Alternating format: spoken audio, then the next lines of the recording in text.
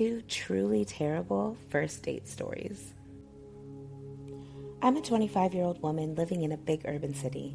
I've never been in a relationship before, and after obscene amounts of peer pressure from my friends, finally broke down and set up profiles on several dating apps. Over the course of the next few days, I was amazed and slightly excited about all of the seemingly incredible, normal men who were interested in me. So I decided to go for it and agreed to go out with a particularly handsome and witty guy I'd been chatting back and forth with for a few days. We agreed to meet at a casual restaurant that weekend. When Saturday came around, I spent hours getting ready. I even FaceTimed my best friend for an outfit check. So it's fair to say that I was nervous, but mostly excited and full of high hopes. So I get to the restaurant about 10 minutes early. We had agreed to meet for dinner and drinks at 6. And it's just starting to get busy. I was directed to the patio, took my jacket off, and went back and forth between fumbling with the drink menu and checking my phone. My date, let's call him Harold, got there about 30 minutes late. He came power walking into the patio, spotted me, and immediately started apologizing profusely, saying he had run into the worst kind of traffic and swore to make it up to me by ordering extra dessert. Still slightly annoyed, I decided to let it go and enjoy my evening with this man who actually looked better in real life than he did in his photos. Harold ordered a bottle of wine and we ordered our food. For the first few minutes, everything was completely normal. We chatted about the menu, favorite dishes. It was my first time there and he had lost count. I was all smiles and could feel my nervousness starting to melt away. As we waited for our food, things got very uncomfortable very fast. Harold stopped talking completely. When I asked him a question to try to get the conversation going again, he responded with one-word answers and at one point a solitary grunt. Just as I was considering activating my imaginary bad date escape plan, the food arrived and Mr. Ice King warmed right up. He smiled at the server, exclaimed about how delicious everything looked, and even smiled in my general direction. Then, in a gesture I can only describe as feral, he puts his face directly into his food and begins to eat. Like, no hands, no forks, just his mouth making direct contact with his chicken. Think like bobbing for apples. So I'm sitting there, frozen, equal parts fascination and abject horror icing their way down my spine, and he sits up, looks directly at me, and with a mouthful of food says something I can't even begin to understand because the chunks of chicken and carrots are making words literally mean nothing. Say that again, I ask, darting a look around to see if anyone else was seeing what I was seeing. He swallows, uses his hands to grab the glass of wine, chugs that in like 2 gulps, and says with a stone serious face, "You've never eaten with an alpha male before, have you?" Before I could stop choking long enough to respond, he launches into a tirade about masculinity, how much money he makes, how he could teach me the pleasures of calm surrender. I'm sitting there in absolute shock and awe that this was actually happening. I think I might have nodded once or twice while he was going on and on.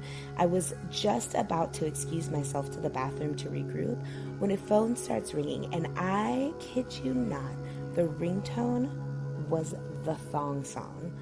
He goes, "Oh, that's my ex, hold on," wipes his mouth with a cloth napkin, then proceeds to answer the phone and have a full-fledged conversation.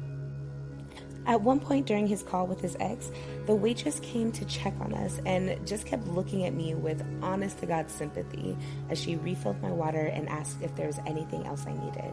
I shook my head and just asked her for the check. I took the opportunity to text my best friend to head over to my house immediately because I needed to debrief. At this point, I am 1,000% invested in seeing this through because what even is life? Meanwhile, Harold is still on the phone. He's sipping wine and giggling like a fool. From time to time, he holds up a finger in a shh motion towards me. When the check comes, he still hasn't finished his call, so the waitress sets the check down on the table and walks away. So I'm looking at him, he's looking at me. I get up to leave because my flight freeze response has worn off, and I absolutely refuse. He's still on the phone and grabs my wrist as I'm walking away, pulls his face away from the phone and mouths, "Where are you going?" I jerk my wrist away and yell as loud as I possibly can so his ex can hear. This was the worst romantic, non-platonic date I have ever been on, and if the gods are kind, I will never see you again. And then I walked away. I immediately blocked his number and deleted every single one of those godforsaken apps on the ride home. Story 2. Always trust your instincts. I had just gotten out of a 3-year relationship, and despite my better judgment, agreed to let my coworker set me up on a blind date.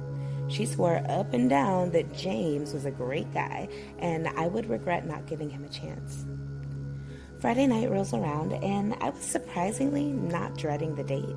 I had even picked up a new dress for the occasion. I get to the bar we agreed to meet at and find a spot in the corner.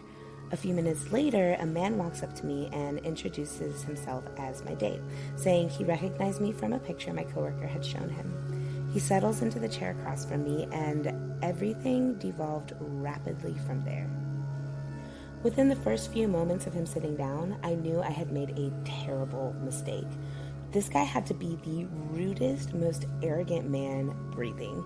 He was a special combination of condescending and rude, mocking my drink choice, raising his eyebrows while muttering something about empty calories equaling an empty mind when I ordered some fries to snack on. On the off chance that he was having some kind of horrific manifestation of first date jitters, I attempted to make small talk, but he was consumed with talking about himself and his accomplishments. He graduated from this school. He was friends with that Z-list celebrity. He was voted most popular in high school, and on and on and on. Anytime I tried to say anything that wasn't related to him, he quickly steered the conversation back to the main topic of the evening, how freaking wonderful he is, and how lucky I was to be out with a guy like him. If that wasn't bad enough, about 5 minutes after we ordered our drinks, he starts complaining about the restaurant, saying the service is terrible, the food is overpriced, despite the fact that he had chosen the location. I tried again to change the subject, but he just kept on rambling and complaining about literally everything. The lighting, the napkins, the glassware, the other patrons. When our drinks and my food finally arrived, he started criticizing my order again, saying it was both unhealthy and unappetizing, and how if I loved myself, I would have ordered a side of veggies. Now, I know I should have left well before that point, but a part of me felt like I didn't want to disappoint my coworker, and like things could maybe get better. They didn't. Things got even worse. When he started flirting with the waitress, making inappropriate comments about her body, and doing these weird, suggestive movements with his hands, at this point, he's several drinks in, and while I absolutely was disgusted, I didn't want to cause a scene. In retrospect, I should have made an epic scene because the night drug on and he just became more and more obnoxious, making crude jokes and insulting anyone in eyesight. Now, I'm beyond mortified and decide enough is enough. If I left immediately, I would still have enough time to order pizza from my favorite spot and ponder my life choices. Thankfully, the bill arrives, and as he's fumbling for his wallet in slow motion, I throw enough cash on the table to cover the drinks, meals, and a large tip, and walked away without saying a word. I looked back before walking out of the door and saw him counting the cash and putting a 20 in his pocket. Thanks for watching. Be sure to like, comment, and subscribe for more stories. This is my first time doing anything like this, so be sure to comment. Let me know how you like the stories. Let me know what kinds of stories you want to hear about in the future. Bye.